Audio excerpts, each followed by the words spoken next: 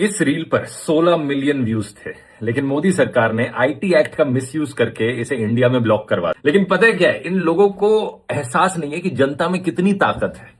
आओ उन्हें जरा एहसास दिलाते हैं। मैं इस रील को दोबारा अपलोड करता हूं और इस बार इतना शेयर करना कि 30 मिलियन व्यूज क्रॉस हो जाए और डाउनलोड करके व्हाट्सएप पर हर जगह फैला दो। और अगर ये सब इसी तरीके से चलता रहा तो जल्दी आपको इंडियन करेंसी में महात्मा गांधी की जगह प्रधानमंत्री जी की फोटो दिखने वाली है। इस सरकार ने तो योजनाएं काफी शुरू करी हुई है, बट काफी सारी योजनाएं ऐसी हैं जिनका सिर्फ नाम चेंज हुआ है। और इस वीडियो में हम वही बात करने वाले हैं कि कौन कौन सी योजनाएं जो इस सरकार ने स्टार्ट करी है वो पहले से ही चलती आ रही है। बस ये सरकार क्रेडिट लेने का काम ज्यादा करती है और स्कीम बिल्ड करने का काम कम। साल 2005 में यूपीए सरकार ने नरेगा स्टार्ट किया था, जिसे महात्मा गांधी को ऑनर करने के लिए साल 2009 में महात्मा गांधी नरेगा नाम दे दिया गया था। अब इस सरकार ने क्या किया है, 2025 में इसका नाम चेंज करके वीबीजी रामजी रखने वाली है। यही नहीं, 28 अगस्त 2014 को प्रधानमंत्री जनधन योजना स्टार्ट करी गई थी, जिसमें जिन भी परिवारों के बैंक अकाउंट्स नहीं थे उनको जीरो बैलेंस पे बैंक अकाउंट ओपन करने का स्कीम लाया गया था। और उस टाइम प्रधानमंत्री का इतना ज्यादा इन्फ्लुएंस था कि एक ही दिन में 1.5 करोड़ से ज्यादा बैंक अकाउंट ओपन हुए थे। अब सुनने में तो ये अच्छा लगता है कि बहुत अच्छी स्कीम लाई जिससे कि बैंक अकाउंट ओपन किया जा सके। आज के टाइम पे जो हमारा डिजिटल पेमेंट है वो इसीलिए पॉसिबल हो पाया क्योंकि